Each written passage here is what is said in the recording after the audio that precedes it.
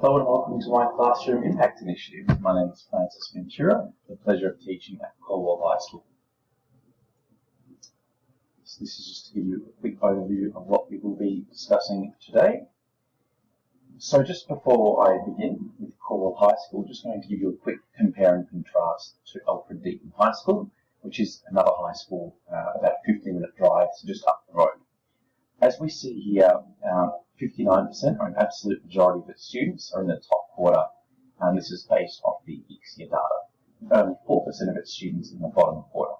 Looking at the NAPLAN data below, we see that its students are either at or above the Australian standards, so very clear results here. Comparing that directly with Caldwell High School, we see the complete opposite.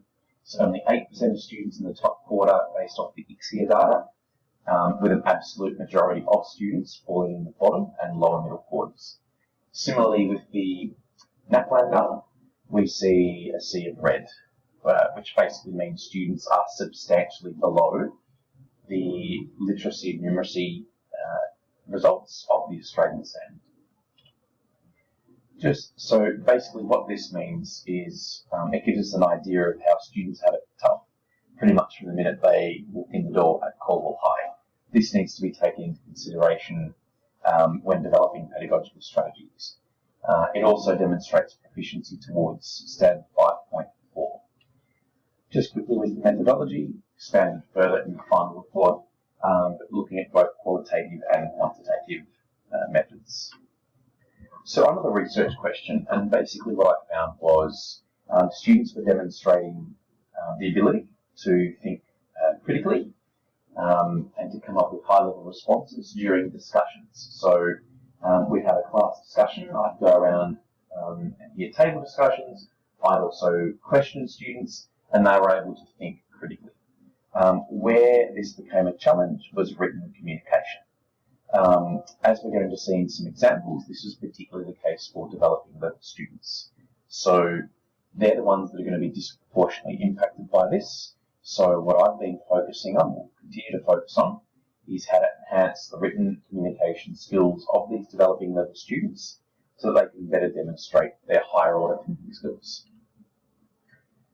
So what this involves is three main strategies. So basically better feedback, specific and timely provision for each student, and this is going to be based off both learning targets, which I will show you, and also feedback in class, as well as very specific feedback on the Google Classroom.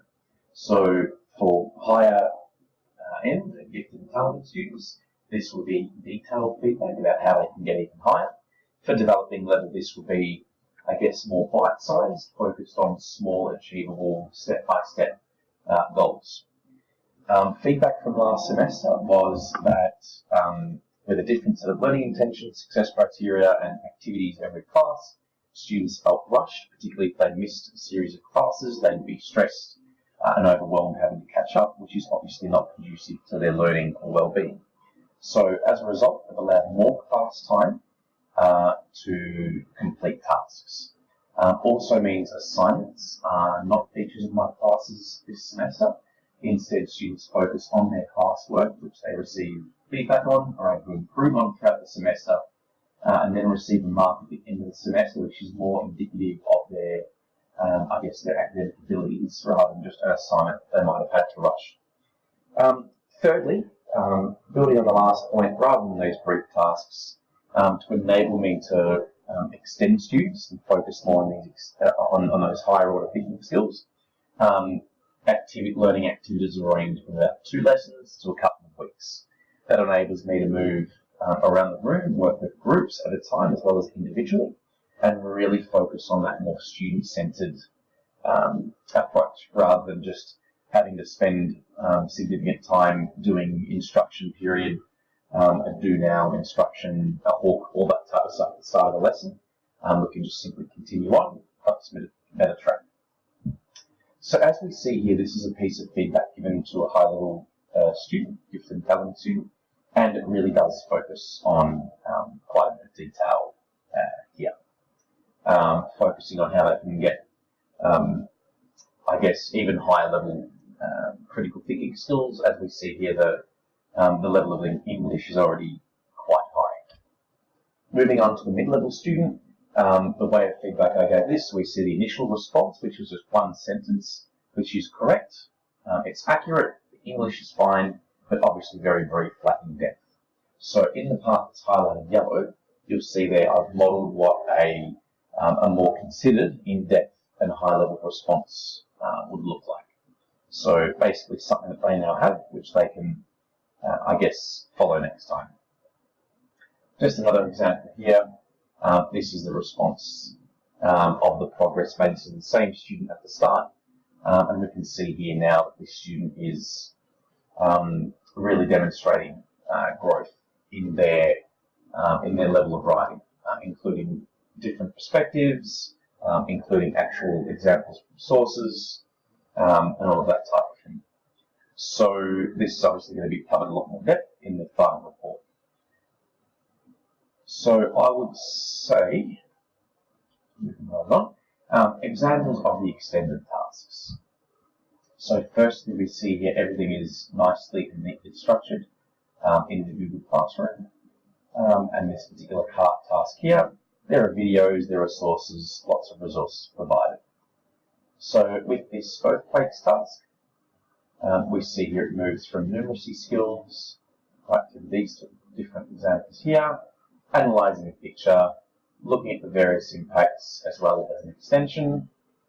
With the updating Sydney task, here is the level of critical analysis. Students basically considering something on a scale of 1 to 10.